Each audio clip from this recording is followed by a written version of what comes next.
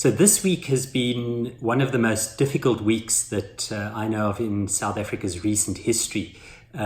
Two events in particular have been deeply disturbing. First of all, there has been a public outcry against the ongoing number of violent attacks against women and girls, rapes, abductions, and the murdering of women and girls. And this has brought South Africa's population to the point of saying enough is enough. The second series of events have been the ways in which foreign nationals in South Africa have been treated. Xenophobic attacks, particularly in the Gauteng area, where persons have been attacked, their shops have been burnt and looted, and communities have expelled people from their midst. Now, someone came to see me this week and said, well, what should the church and Christianity be saying about this? Now, firstly, let me say, this is a very, very deeply disturbing and concerning set of events because South Africa is supposedly a predominantly Christian country. The last National Household Survey, and I'll put a link to this in the show notes, showed that 86% of South African citizens say that they are Christian.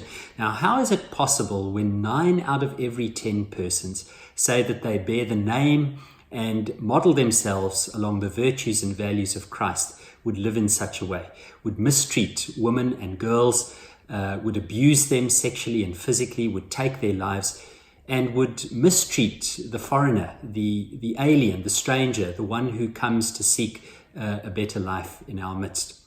Now, I think one of the first things that we need to say is, what should the church be doing? The response to that is a relatively simple one. During the years of apartheid, my former bishop, Peter Story, always said to us as ministers that we had a very, very simple task and responsibility to do.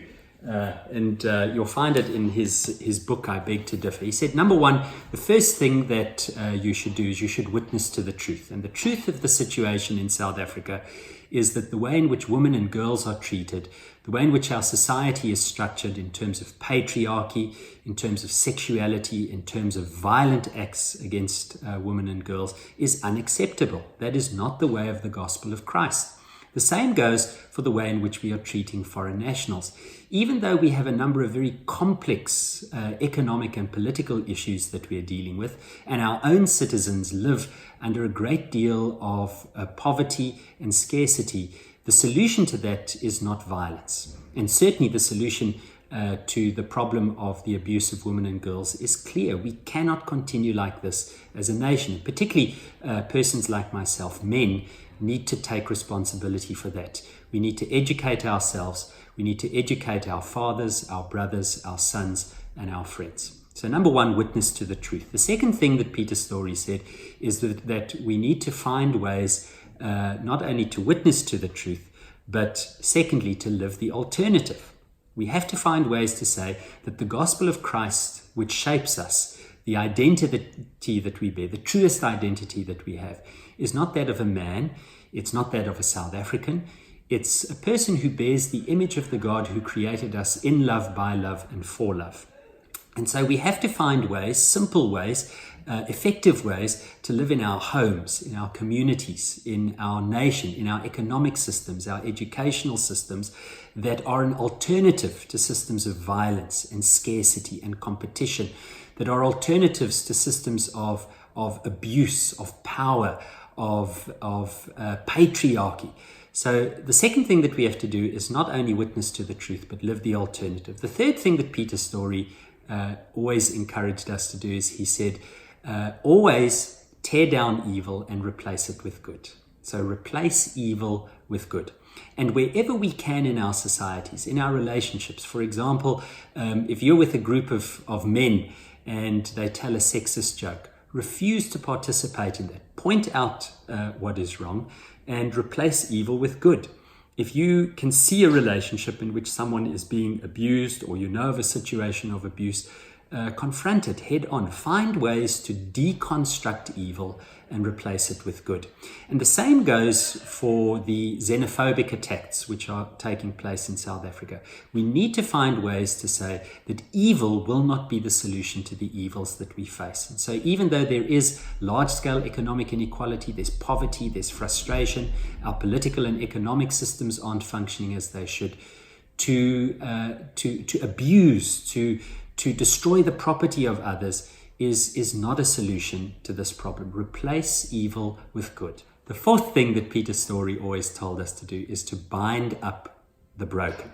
So to find ways in which we can transform those situations in which people live in brokenness. Now, this is a very practical, political, economic thing that we can do to find ways to bind up the broken. I remember during the 2015 xenophobic attacks that many of our churches opened their doors to people and housed them in their church halls. We fed people.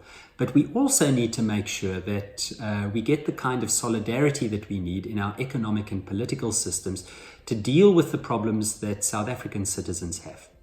Perhaps I can say just two more things. The one thing is to say, as Christians, we need to recognize that the blood of Christ is thicker and more important than the blood of our culture, the blood of our nation.